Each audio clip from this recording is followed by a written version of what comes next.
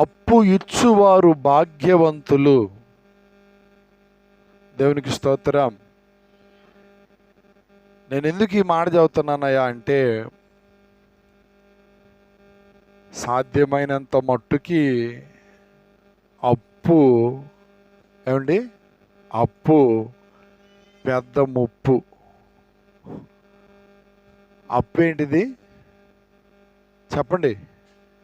అప్పు పెద్ద ముప్పు. ఏమండి, ఇటు చూడండి. ఈ మధ్య అందరి చేతుల్లోనికి స్మార్ట్ ఫోన్స్ వస్తున్నాయి. మీరు అడగకుండానే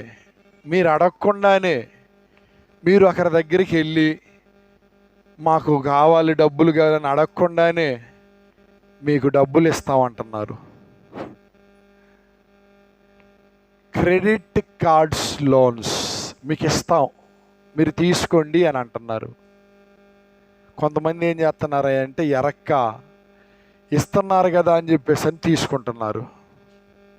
ఏమండి, ఇస్తున్నారు కదా అని చెప్పానని ఎరగక తీసుకుంటున్నారు. తీసుకొని లేనిపోని తిప్పలు, లేనిపోని సూసైడ్స్. ఒక మనిషి 10,000 తీసుకొని 80,000 కట్టాడంట, అయినా అప్పు తీరలేదంట. ఇక మీరు ఆలోచన చేయండి. తీసుకుంది 10,000, కట్టింది ఎంత? 80,000, అయినా అప్పు తీరలేదంట. ఇస్తావా చస్తావా అని అంటున్నారు. మా సహోదరులు సాధ్యమైనంత మట్టుకి అప్పు తీసుకోబాకండి, అప్పు ఇవ్వండి. ప్రైజ్ ద లార్డ్, హల్లెలూయా. నా మాట మీకు అర్థమవుతుందా? ఈ రోజుల్లో చాలామంది వడ్డీ వ్యాపారస్తులు తయారయ్యారు. ఇది లోకంలో తయారైతే పెద్ద విషయం ఏం కాదు, కానీ సంఘాలలోనే తయారవుతున్నారు. సంఘాలలోనే, దేవుని ఆలయాలలోనే, క్రైస్తవ్యంలోనే వడ్డీ వ్యాపారస్తులు తయారవుతున్నారు. వడ్డీ వ్యాపారం ఎక్కడ జరుగుతుందా అంటే మందిరాల్లోనే జరుగుతుందంట. ఎవరో కొన్ని అవసరతలతో ఉంటారు, ఏమండి, వాళ్ళు ఏదన్నా కొద్దిగా సహాయం చేయమంటూ ఉంటారు. చేతనైతే ఏమండి సహాయం చేసి మరలా ఒక గడువు పెట్టి, ఆ గడువులోపు మరలా తీసుకునే ప్రయత్నం, లేకపోతే ఆ గడువులోపు ఇచ్చిన వారికి మరలా ఇచ్చే ప్రయత్నం చేయాలి. అలాగును కాకుండా ఏమండి, దేవుని రక్తము చేత కడగబడి వడ్డీ వ్యాపారస్తులుగా ఎవరైనా మారితే జాగ్రత్తగా వినాలండి. కీర్తనల గ్రంథం 15వ కీర్తనలు అంటాడు, చదవండి ఆ మాట.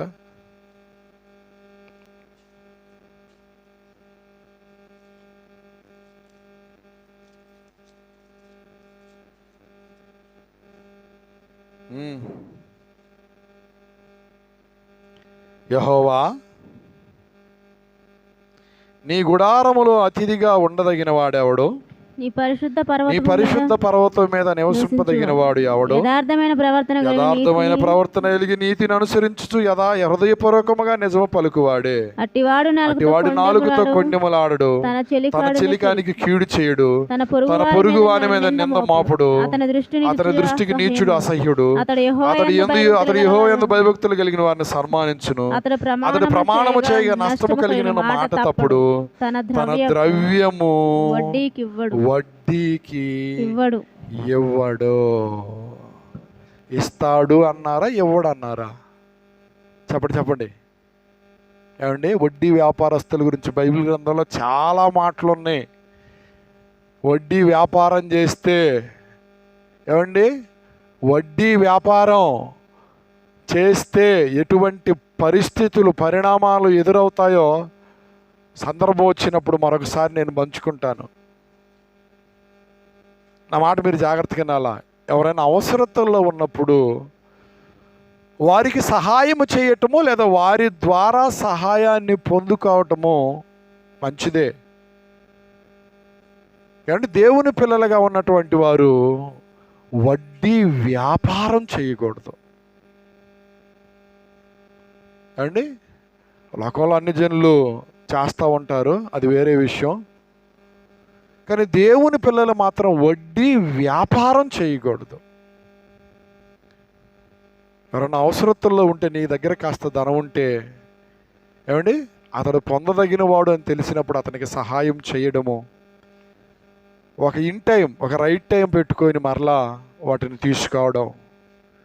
ఎవరైనా మనకు సహాయం చేస్తే దేవుని పిల్లలుగా ఉన్నటువంటి వారు ఒక టైం పెట్టేసి వాళ్ళకి మరలా వాళ్ళు ఇచ్చినటువంటి ధనం మరలా తిరిగి వాళ్ళకి అప్పగించటం, ఇది ఒక క్రమమైనటువంటి పద్ధతి, ఇది క్రమమైనటువంటి విధానము ఏమండి. దేవునికి స్తోత్రం కలుగును గాక. ఇప్పుడు నేను గనక మిమ్మల్ని నుండి ఏమండి, దేవుడు మిమ్మల్ని అప్పు ఇచ్చువారుగా చేయునుగాక, ఆమెన్ చెప్పుకారా? కానీ మీరు వడ్డీ మాత్రం పుచ్చుకొనకుండా ఉందురుగాక. అంటే దీనికి ఆమెనరా అంటే సహజంగా ఆత్మీయులు ఏమండి ఎవరైనా అవసరతల్లో ఉంటే ఏమండి వారికి సహాయం చేయడం, అలాగే సహాయం పొందుకున్నవారు కూడా ఏమండి, మనుషుడికి ఉన్న నైజం ఏంటయా అంటే అవసరం వచ్చినప్పుడు దీనంగా అడుగుతారు. అక్క ఒక్క 5,000, ఒక్క 5 అంటే 5,000 దీనంగా అడుగుతారు. అవసరం తీరిపోయిన తర్వాత మరలా వారి సమయంలో వారు అడుగుతూ ఉంటుంటే రెస్పాండ్ కూడా గారు. వాళ్ళకే అవసరతలు ఉంటాయి కదా, నా అవసరానికి వారు ఆదుకున్నారు, వారు ధనం ఇచ్చారు. అసలు వాళ్ళు లేదు అని అంటే ఏం చేయగలం? ఏమండి, నాకు బాగా అవసరం ఉందండి, ఒకరు నేను సహాయం అడిగాను, వాళ్ళు లేవు అని అన్నారు, నేను ఏం చేయగలను? అంటే నోరు మూసుకొని కామ్గా ఉండగలను కదా ఏమండి. అలాగే వారి మీద నాకేమన్నా వైరుధ్యం ఏర్పడేదా? ఏర్పడదు. కానీ ఇచ్చి పొరపాటు చేసామనే స్థితికి వారు రాకూడదు. మేము అనవసరంగా వాళ్ళకి డబ్బులు ఇచ్చామండి, ఫలానా టైంలో ఇస్తానన్నారు, ఇవ్వలేదు. మేము ఎన్నిసార్లు అడిగినా సరే వాళ్ళు రెస్పాండ్ కావటంలో, పైపెచ్చి ఇచ్చి చెడ్డవారం అవుతున్నాం. ఈ తీసుకున్న వాళ్ళు కూడా ఏం చేస్తారయ్యా అంటే ఇన్ టైంలో వాళ్ళకి ఒక గడువు పెడతారు, ఇన్ టైంలో ఇచ్చేస్తారు. ఏమండి, ఇవ్వాలి, ఒకవేళ ఇవ్వకుండా వాళ్ళని తిప్పలు పెడతా ఉంటే అంటే వాళ్ళు ఏం చేస్తారంటే పలానోళ్ళకి డబ్బులు ఇచ్చామండి, ఎంతకి ఇవ్వటం లేదండి, ఒకళ్ళిద్దరికి చెబుతారు, ఖచ్చితంగా చెబుతారు. పలానోళ్ళకి పైసలు ఇచ్చామండి, వాళ్ళు ఎంతకి ఏం చేయటం లేదు, ఇవ్వడం లేదండి, వాళ్ళు రెస్పాండ్ కావటం లేదండి అంటే ఒకళ్ళిద్దరికి చెబితే వీళ్ళు ఏం చేస్తారో తెలుసా? వాళ్ళు చెప్పింది ఒకళ్ళిద్దరికి వాళ్ళు బాధను పంచుకున్నారు అంతే. వీళ్ళు ఏం చేస్తారంటే 10 మందికి చెబుతారు. ఎంతమందికి ఎంత ఇస్తే మాత్రం ఎంత వాళ్ళు ఇస్తే మాత్రం మా గురించి ఇంతమందికి చెబుతారని వీళ్ళు 10 మందికి పోయి చెబుతారు. అందుకే దేవుని వాక్యం సెలవిస్తూ ఉంది, అప్పు తీసుకున్నవాడు అప్పు ఇచ్చిన వానికి ఎప్పుడు దాసుడే. జాగ్రత్తగా వినాలండి. అప్పు తీసుకున్నవాడు అప్పు ఇచ్చిన వానికి ఎప్పుడు దాసుడే. అందుకే మీరు అప్పు తీసుకునేవారుగా కాదు, నా దేవుడు మిమ్మల్ని అప్పు ఇచ్చేవారుగా మార్చునుగాక, మీరు భాగ్యవంతులుగా ఉందురుగాక.